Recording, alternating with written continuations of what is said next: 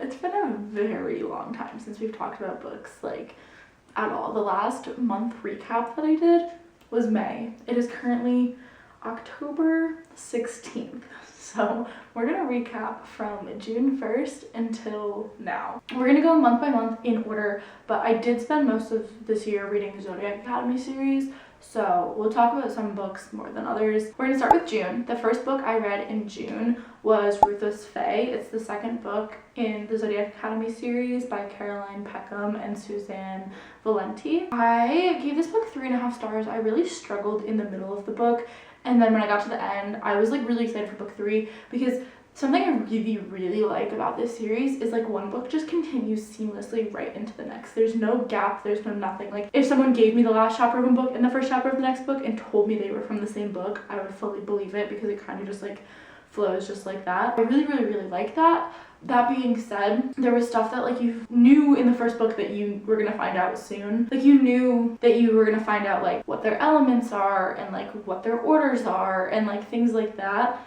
but you just don't know when they are. You don't know like what time period each book is. So they take like the Harry Potter series, right? Like each book is a year, but with this, like each book is like just a continuation of time, so you don't actually know like at what point in time each book is going to start and stop. So there was like some things that like you knew you were going to find out, like in book 1, like you knew that this was something you were going to find out, and you didn't find out until book 3. And so in book 2 I was like really frustrated that I didn't find those things out and had to read the next book, but because of that I was really excited to read the next book. Books 1 and 2 were kind of like not slow starts, but like slower start compared to the rest of the series that since I've now read that. Those books were definitely on the slower side. So I think it's kind of like you have to get to book 3, and then once you get to book 3 you're like so locked in and like you're in this now. The next book that I read was book 3 of the Zodiac Academy series, The Reckoning. I gave this 5 stars. So good. You find so much out, and I was so locked in. And in all my research of the order of how you're supposed to read the Zodiac Academy series, everyone was like, read books 1 through 3 and then take a break, and it's gonna be really hard to take a break and go read Ruthless Boys of the Zodiac Academy. No, Ruthless Boys of the Zodiac series, which is a 5-book series. And I finished book 3 and I was like, nope, absolutely not. There's no way. I don't care enough. I'm not taking a 5-book break before reading the next book. I did try to read the first book of Ruthless Boys of the Zodiac, but I like got through like the first like chapter and I just like couldn't make myself keep going. It was so horrible and I couldn't keep going. So I was like, nope, not doing that. Let's go back to Zodiac Academy. And so that's what I did. Right into book 4, which is Shadow Princess. I gave it 4.75 stars. I really liked this book, and it was so close to being a 5-star read. But there was a section in the middle that just went on for way too long, and it was also really frustrating because Tori and Darcy, who are literal heirs to the throne, they're literal princesses, they were acting like they were like incapable, and like it really gets me in fantasy books and like mystery books and stuff, but I think it's mostly in fantasy where like the main characters don't ask questions and they just kind of accept everything that's handed to them. Imagine you're thrown into some sort of fantasy world. It doesn't even have to be the Zodiac Academy fantasy world, just like any fantasy world. Are you not going to ask questions? Like I just feel like I would have so many questions, and I had so many questions, but also like you know things and you're just like, why aren't you asking this question? Like this piece of information is right here and you just haven't asked why this thing is the way it is. Like you questioned it at the beginning, but then you never asked further questions. It just really frustrates me, and I felt like there was a lot of that in book 4 of, come on, just like ask this question, do this thing, like believe in yourself just a little bit and maybe things will go better for you. So somewhere in the middle I kind of got real stuck in that, and like it was super frustrating, which a good book can be frustrating, but that's where it lost like a 1/4 star. I just couldn't quite make it a 5-star read because of that section in the middle that I was like so mad. Next I read Serpentine Valentine Serpentine Valentine by Gianna Darling. It's a Medusa retelling, which I didn't know what that meant until I read the book, and now I know what that means. I gave this 5 stars. This was such a good book. I read it so fast, having trouble remembering some of the plot just because I read this 4 or 5 months ago, but I remember loving it and getting through it so quickly. I think I read it in like a day, maybe 2 days, but really fast. And in my Fable review, I wrote down a quote that I want to read. They were a family of choice instead of the one I'd been given, but that almost made them more special to me because they made that choice every single day without failure. And I just love that quote. I love her like chosen family in here and how she like realizes the importance of that. Yeah, like your blood family is important, but like your chosen family is so important. So I really, really like that. I absolutely sobbed at the end. I was crying so hard at the end of the book. It was such a good book. It actually lives on my favorite shelf, which really says a lot. I don't give many books 5 stars, and for it to be a 5-star and to also live on my favorite shelf, like highly recommend. The last book I read in June was A Feather So Black by Lyra Salim. I gave it 3 stars. To be honest, I like wouldn't have read this book if it wasn't for my book club. It's a pretty thick book. It's almost 500 pages, and I was confused for almost all of those pages. It wasn't until I had this on my Kindle as well as paperback, and it wasn't until I was 68% done with the book that things finally started making sense. I didn't finish before book club, and honestly the book club retelling of this book didn't make things any less confusing. If anything, it made it more confusing because I think everyone was confused. The ending was honestly incredible though. I did have to read it twice to understand what I was reading, but once I understood what I was reading, I really liked it. I just like, the book was so hard to get through. I think if you're someone who's into like really in-depth fantasy more than I am, this could be good. And it was also Gaelic fantasy, which is what I thought. So Ireland, like if you're into like the like Ireland Gaelic like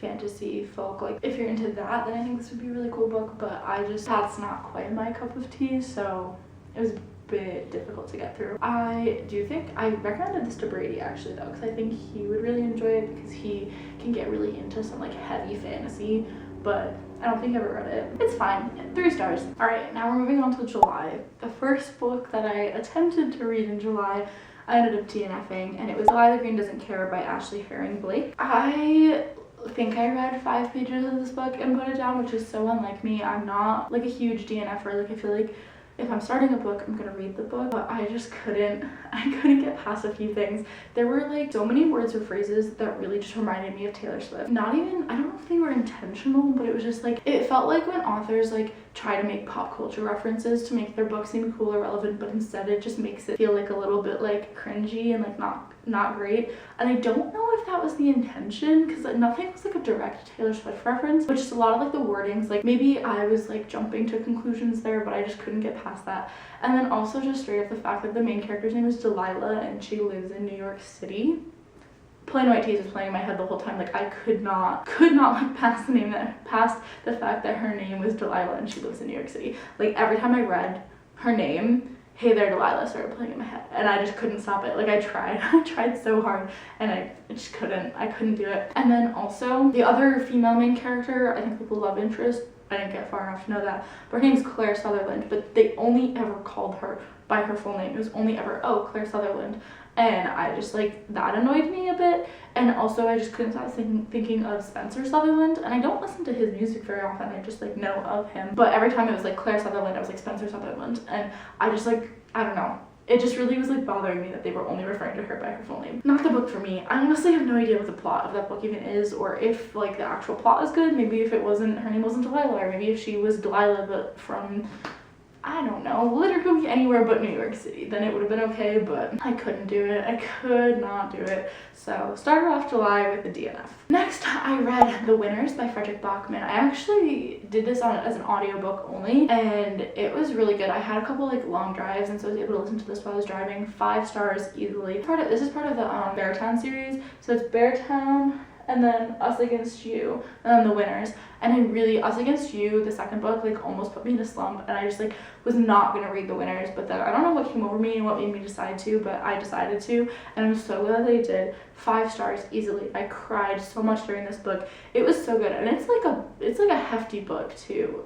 Like it's significantly longer than the other 2, and I just like was so locked in on this book. It was so good. I really like Frederick Bachman. I think his writing style is very interesting and very different from what I normally read. The little quick like one-liner summary of The Winners is: a devastating storm hits the towns of Beartown and Head, intensifying their long-standing rivalry and forcing residents to confront the aftermath and their past traumas. And it follows Maya and Benji, who are like kind of, Maya's definitely a main character in all the other books, but like I feel like Benji kind of goes a little bit back and forth. I really liked the growth of the characters and like getting to see them, and it really is like a character driven story. And like the town, like you have to like be invested in the characters' well-being and the town's like well-being. And I think Frederick Bachman does a really good job of making sure that you are in the first book and the second book and like continuing that in the third book. I'm not normally a character driven reader. Like I need a good plot. I need something that's driving me to finish this book.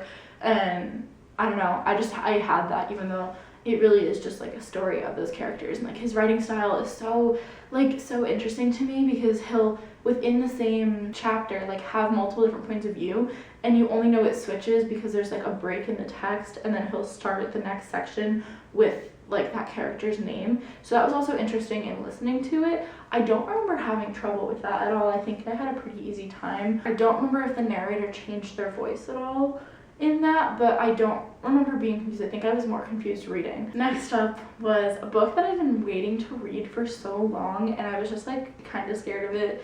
And then I had like, because I had seen so many like booktubers reading this book and saying it was really good, and then I had multiple people like that I'm actually friends with like telling me to read it. So I finally did The Nightingale by Kristen Hanna. Easiest 5 stars ever.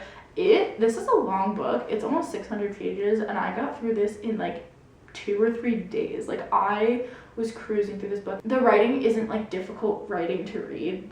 It's about World War II, so obviously it's a bit heavy, but it was so good. I finished the last bit of it while sitting outside at a coffee shop, and I literally cried, like full on like sobbing, crying like outside at this coffee shop, to the point where the guy that was there washing the windows came up to me to make sure I was okay. This book is so incredible. It follows 2 different sisters in France during World War II. You get to see the female role in the war, but also like different aspects of it. Like they're both doing very different things, and you get to follow both of them and like their relationships with the rest of their family, their relationships with each other, and also obviously everything that's going on with the war. And it just was so good, and I think so well written.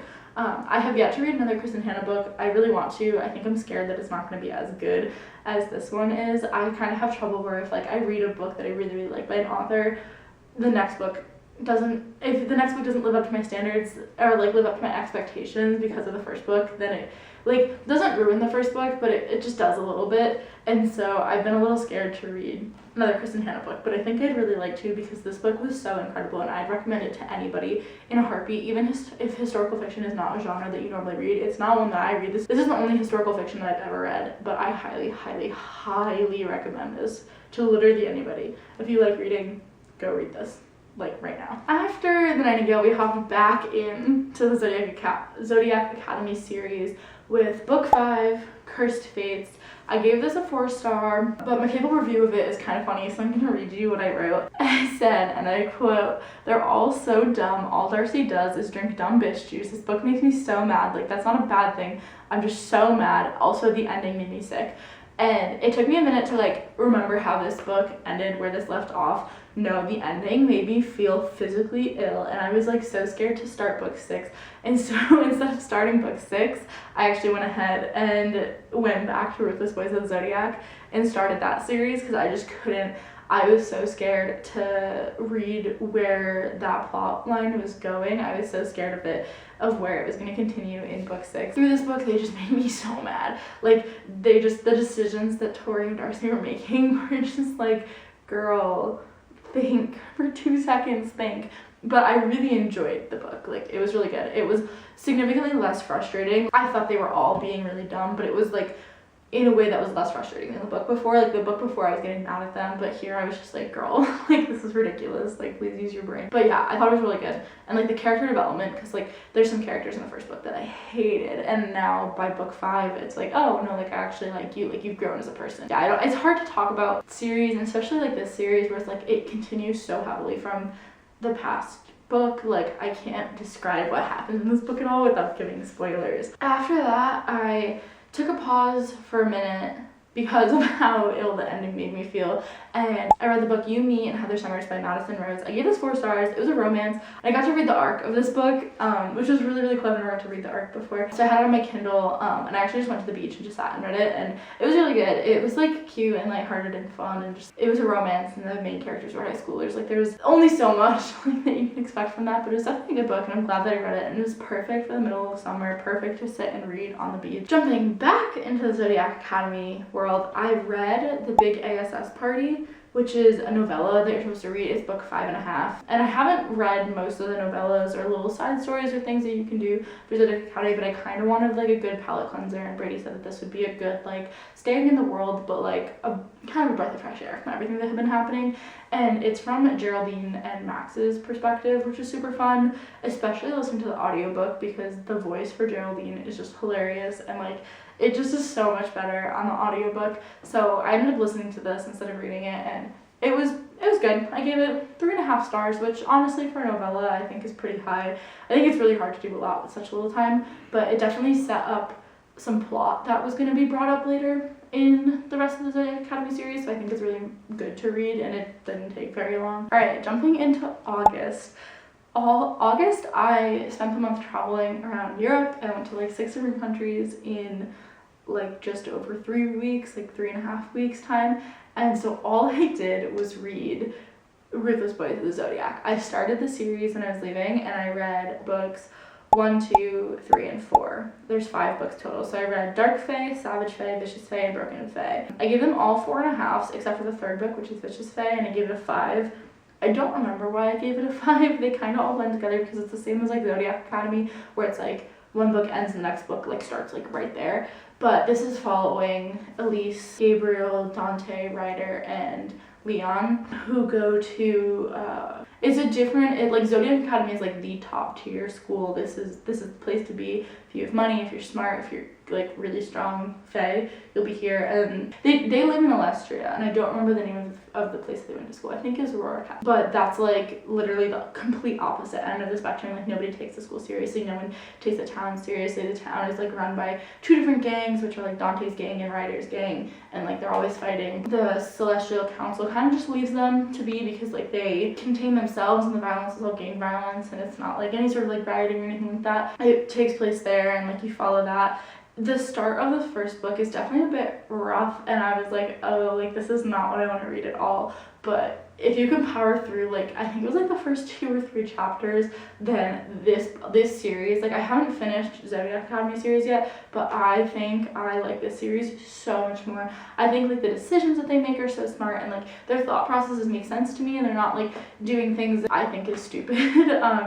And like there's just such a good reason I think for everything that they choose to do. And also like each character has like its own, like each character has like a backstory and has growth, and like all of their stories kind of get wrapped up very nicely. So like you have a conclusion for each character, and like you know how each character's life is going. And then what's really fun about this, and the reason that people say to read it after the 3rd book of Zodiac Academy, a lot of these characters, even some of like the really small characters, come back in Zodiac Academy. And so you definitely don't need to have read this to understand what happens in Zodiac Academy, but I think it adds like a really good background and like makes it like so much more, like there's one character that comes back, you'd be like, oh my god, that sucks for that character if you didn't know them from Ruthless Boys of the Zodiac. But then knowing them from Ruthless Boys of the Zodiac, it's like, oh my god, you like know their whole backstory, and it just like makes it so much better, I think. So the reason that people say to read it after book 3, even though no one wants to stop reading Zodiac Academy after the 3rd book, is because book 4 is when the first character is mentioned. I read this series after book 5, before book 6. I think if you're not going to read it after book 4 or after book 3, you have to read it before book 6. But I highly recommend reading it when everyone says to after book 3. And I just recommend reading it in general. I think it was so good. It was a really nice way to stay in the world because I really like the world, and I like the world building, I like the magic system a lot, and people get to experience it. And you're also experiencing like just average fae, so like people who don't have like the heirs all have 2 different elements, and like these are just all people who are powerful, but they just only have one element. Like they're just like typical people. They still are powerful, and they still like have all these things happen to them, and I just think it's really interesting. All right, now moving into September. In September, I finished Ruthless Ways of the Zodiac. I read the 5th book, which is Warrior Fae, and I gave it 4.5 stars. I just love these characters so much, and I love the story so much, and I love the ending, and just like everything about this series. I only gave one book 5 stars, but I think as a series, it's a 5-star series. I gave all the other books 4.5 stars, but together, I think it's like a 5-star series. Like, I highly, highly, highly recommend. Once I finished Ruthless Ways of the Zodiac, I didn't immediately jump back into Zodiac Academy. I still like felt like I needed a break, and so I read the book Odd Man Rush by Kristen Granada. I give it 5 stars. I don't have a lot to say about this book. It's a romance book. It's kind of like a very specific like romance book, so definitely not for everyone, but I really enjoyed it. And then I read Nobody in Particular by Sophie Gonzalez. I also gave this 5 stars. It was crazy for me to read like multiple romances back to back and to love them so much, but I started listening to Nobody in Particular because I think on Spotify Premium you can listen to like 16 hours of an audiobook each month, and it like popped up on mine, and I was like, well, I kind of like had that book on my radar, but if it was right there for free, like, might as well. So I started it, and I was just gonna listen to it on Spotify because then it was free, but then I was so like in the book that I wanted to read it before bed, and so I ended up buying it on Kindle and like going back and forth between reading and Spotify, which was a little bit annoying because like with Audible, like if you read it and then you open Audible, like it auto syncs, so having to like manually go and sync it was like a bit annoying, but it was so good. It was so fun. Like, I saw someone say that they just like weren't in the same stage of life that this is happening and like couldn't relate to the characters, but she falls in love with a princess. How many times can you relate to that? Like, I don't think anyone can really relate to that. It like takes place at boarding school, and this girl, her mom marries someone who lives in a different country. She's from the United States, and then I forget the name of the country, it's not a real place. And so they move to this country, and she goes to this boarding school on a music scholarship. And so she ends up meeting the princess of that country, and like joining into like that friend group, and like all the drama there, and like how the relationships like change and stuff like that. And it was so fun. Like, I loved the characters, I loved their story, I loved their growth, I loved the drama. Like, it felt real, and it didn't feel like, I think a lot of issues with romance books because alright, this feels like so unnecessary, like this drama is like stupid, or like if you just talk to each other, like this wouldn't have happened. Like, I feel like that's my biggest issue with romance, is it just feels pointless or feels stupid. If you're not willing to have this conversation with this person, you probably aren't like ready to be together or mature enough to be together or whatever, like if you can't have these conversations. And I didn't get any of that from this book. Like, everything just felt right, especially for like the age that they were at. It just was so good. After that, I decided it was time to head back to Zodiac Academy, and so I read Faded Thrones, which is the 6th book. I gave it 4.75 stars. The first like 15% was super rough, and that's because it continued the plot that happened at the end of book 5 that kind of made me feel sick, and so like it kind of continued in the beginning, and it was nowhere near as bad as I thought it was gonna be. I was like truly scared, but then like once I got through like the first 15%, I actually really liked it. I do think they could have ended the series here. Like, the ending of this book felt like it could have been like that, they could have made that into the end of the series. Obviously there's so many cliffhangers because they didn't make it at the end of the series, but I think it could have been nicely wrapped up there. Because I'm having trouble with the thought of having to read books 7, 8, and 9. Like, that feels like a lot more to have to get through, because these books are all like really big books. I think they're just gonna be books that I listen to. Maybe if I get really into them, read. I really liked book 6. I do wish it ended with book 6 though. Alright, now October, which today is October 16th, so it's just from the 1st to the 16th, so the first half of this month. So once I finished Zodiac Academy, Brady and I ended up going to Barnes & Noble, and I got to buy a bunch of new books, and he bought them for me. Incredible and so sweet, and so I was really excited about a lot of them, and I wanted to read my physical books. I also ended up buying this first book I ended up getting when I was in New Hampshire, because I got a $10 off coupon at one of the local bookstores because it was my birthday month. So I got the coupon like an hour before I was leaving the state, and so I walked to the bookstore and I got a book, and this is the book club book of the month for Soph Moscow's Fable book club. It's The Surrogate Mother by Frida McFadden. It depends on where you look. Some places it's called The Surrogate and some it's The Surrogate Mother, and there's 2 different covers, so I don't know if she like re-released the book. Like, I'm not really sure what's going on. I gave it 3 stars. It was fine, like it was good. I read it in like a day and a half, I think. I just expected a lot more from Frida McFadden because The Housemaid was just so crazy, and so I think I was expecting that from this book, which it just wasn't. The ending was like not as big of a plot twist that I thought it would be. It was still really good. Although reading like the epilogue, it felt incomplete. Not incomplete in like a cliffhanger way, but incomplete like it kind of just felt like she stopped writing. Like it felt like there was like the intent to make a cliffhanger, but then it just didn't quite land. I don't know. I don't know if anyone else who's read this book has felt this way. I actually don't know anybody else who's read this book. So I'm kind of excited for Soph's book club discussion just to see if other people agreed. It was fine. Like it was good. I wouldn't not recommend it, but I wouldn't be like, go out and buy this and read this immediately. If you want to read it, read it. If you don't, you're not missing out. Personally, I don't think so. The next book I read was a fun one. It's The Last Murder at the End of the World by Stuart Turton. I actually read 7.5 Deaths of Evelyn Hardcastle by him. This is the book, that's the book that I got on Brady and I's first date. And so that's up on my favorite shelf because it has a special place in my heart. But I didn't realize that this was written by the same person until I had already bought it and got home. First of all, before we get into the book, take a moment for the cover. Beautiful. And the sprayed edges. I normally don't care about sprayed edges, but these are gorgeous.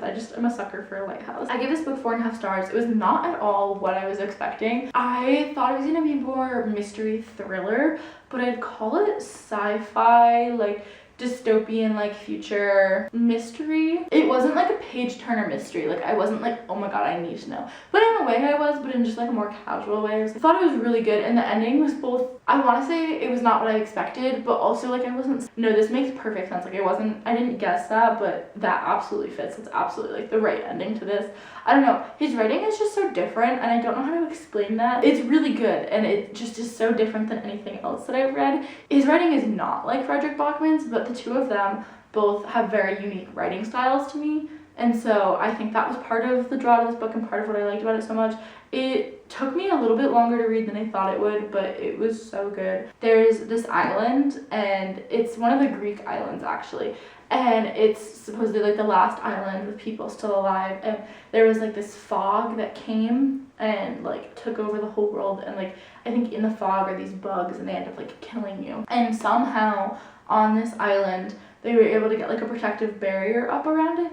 And so there's 3 scientists, 122 villagers, and they're all who live on this island, and the villagers are like responsible for fishing and farming and like literally anything that you need to survive, and scientists are kind of like, the villagers look up to them, the scientists are almost like gods on earth, almost, is kind of how I felt the vibe I was getting. But there's this like surveillance system, security system, are like in all their heads, so like all the villagers are born and they hear, the security system's name is Abby, so they hear Abby's voice in their head just their whole lives. It is not anything that any of them think is weird, and I was like, geez, that's really weird. But then there's this one night and someone is murdered, and there's like never any murder or crime or anything like that on the island, and the security system has erased everyone's memory from that night. So they're trying to solve who committed the murder, but like the murderer doesn't even know that they murdered somebody. It was super interesting, and there were a couple plot twists in here that I like just could have never guessed, and that's what made them feel a bit more like sci-fi and dystopian. This book was not at all what I was expecting, but like in the best way possible. Then I finally finished Let's Make a Scene by Laura Wood. I gave it 3.5 stars. This was my book club book for September, but I only got halfway through it for book club, and then it was spoiled for me in book club. But it's a romance, but it actually like had my attention, and so I really wanted to finish it, but it just took me a while to finish because I kind of knew what was gonna happen, but also like you kind of just know what's gonna happen in romances anyway. Like they're gonna end up together. Like that's like the whole point of a romance. So 3.5 stars for me to give that to a romance is like pretty good. I think romances for me are usually 3 stars or DNFs, so anything above a 3 is great for a romance. There's dual POV and dual timeline, so you have this male and female movie star, and you get both of their perspectives now and then when they made their first movie together 13 years ago. So like this is 13 years later that the sequel to the original movie is happening, because it became like way popular later. Like it like kind of had like, it was popular in its like when it was released, and then now like 13 years later there's like a whole new fandom, and like people are like so obsessed with them and obsessed with the characters as well as like the actors and like their lives and stuff. So they have to fake date for a documentary that's going to be made while they're filming this second movie. You're learning bits and pieces of their history from 13 years ago as to explain like why all the things are happening in real life and like how they're feeling. And so it was really good, and it was done really, really well. I feel like dual POV and dual timeline, you have a big risk there of it not working out, but Laura Wood did such a good job. This is technically the second book in a series, but they're like it's like a standalones, so you can kind of read either in whatever order, or just one or the other. And I'm considering reading the other book. The two main characters, I forget their names, in that book are mentioned in this book, but like you don't need any background information. Like I did not feel like I was missing any information whatsoever, so I don't know, considering reading her other book. Then I read My Best Friend's Honeymoon by Meryl Wilsner. This girl called off her engagement with her fiance because he planned their wedding entirely on his own for literally 1 week away. He told her 1 week before their wedding ceremony was gonna happen, and then she realized the reason she'd been dragging her feet of even starting to plan. They'd been engaged for 1.5 years and she hadn't even like begun to think about planning the wedding, and so she kind of was like, oh hey, like yeah, no, actually I don't want to marry him. So her and her best friend go on the honeymoon together because it was non-refundable. And so the best friend, like they've been friends like literally their entire lives, and the best friend is in love with her, and so it's kind of like, hey, you can do whatever you want on this honeymoon, but you have to ask for it. Oh, you want to go horseback riding? You have to ask. Like you want to go get massages? You have to ask. Helping her learn to advocate for herself, because that was kind of how she got into this marriage anyway. Like she was still working for her parents and was engaged to this person she didn't want to be because she just like wouldn't stand up for herself. Teaching her to stand up for herself, and then obviously, you know, there's only one bed in close proximity, and just all of, you can see where that would lead. And it was such a good book. I give this 4 stars. Then I started Magnolia Parks by Jessa Hastings. I wanted to read this book for so long. I look for it every time I'm at the bookstore. I finally found it at this massive Barnes that Brady and I went to. And so I got it, and I was so excited to start it, and I got about 150 pages in, and I decided to DNF it, which is honestly pretty late in the game, but it's still like, it's like a 400 and something page book, so there's still like a good bit of book left. But yeah, I decided to DNF it because I just simply could not care anymore about the dysfunction of Magnolia and BJ. Like I just couldn't care. Like this whole story didn't need to exist if they just had a conversation. And I've learned that I can't handle miscommunication or intentionally not communicating tropes. Like that's just not for me. It just annoys me to no end, because it's like, if you two really care about each other, you really have the feelings that you say you have for each other, have a conversation, like talk to each other. And so I just was getting so fed up with it, and I am still a little curious what the story turns out, but I might just like look up a summary just so I can kind of know what happens. But I'm not curious enough to read another 250 or so pages, 300 pages. Like I just cannot, like I do not have it in me to care about them. Also, I heard that it was kind of like Gossip Girl but in book form, and so I was really excited. But there's like a lot of like describing like what they're wearing, and I just know nothing about any sort of name brand fashion. Like I thought some of these brands were made up until I started getting ads for them, and so that's just, I have no idea what they're talking about. I'm really like out of my element there.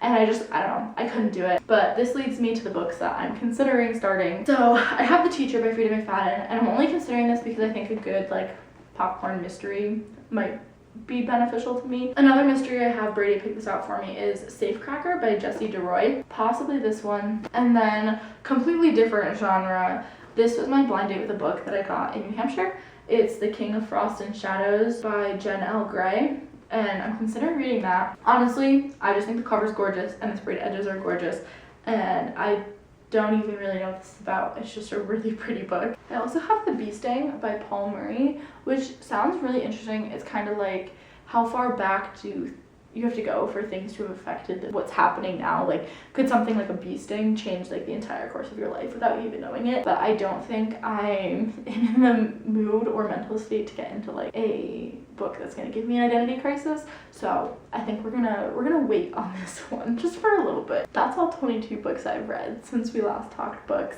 I plan to make one more book summary, so it'll be from this moment right now, today, 7:30 p.m. on October 16th until the end of the year, just a recap of those books.